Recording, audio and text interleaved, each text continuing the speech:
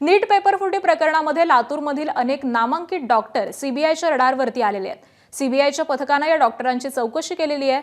मोठी रक्कम देऊन पेपर खरेदी आणि विक्री केल्याचा संशय सीबीआयला आहे। तर सीबीआयने अनेक संशयितांना चौकशीसाठी पुण्यात बोलावलं। सीबीआयचं पथक चौथ्या दिवशी देखील लातूरमध्ये होतं आणि या प्रकरणामध्ये आणखी बरीच मोठी नावं ही पुढे येण्याची शक्यता आहे।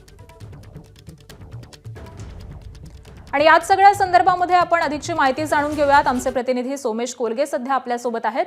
सोमेश, सीबीआयच्या या संपूर्ण तपासाला वेग आल्याचं दिसतंय। दिवसेंदिवस छापे हे वाढताना दिसतात आणि यामध्येच आता काही डॉक्टर्स देखील रडारवरती आलेले आहेत। काय नेमकी या सगळ्याच संदर्भातली माहिती मिळतेय?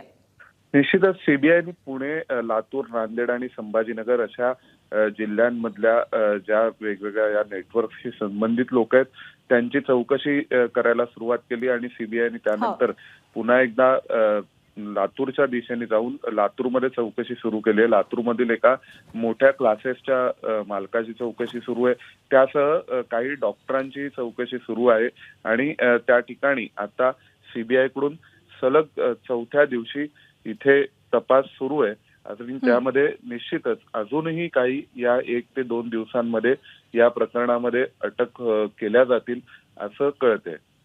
बर, धन्यवाद सोमेश या सगळ्या सविस्तर माहितीसाठी।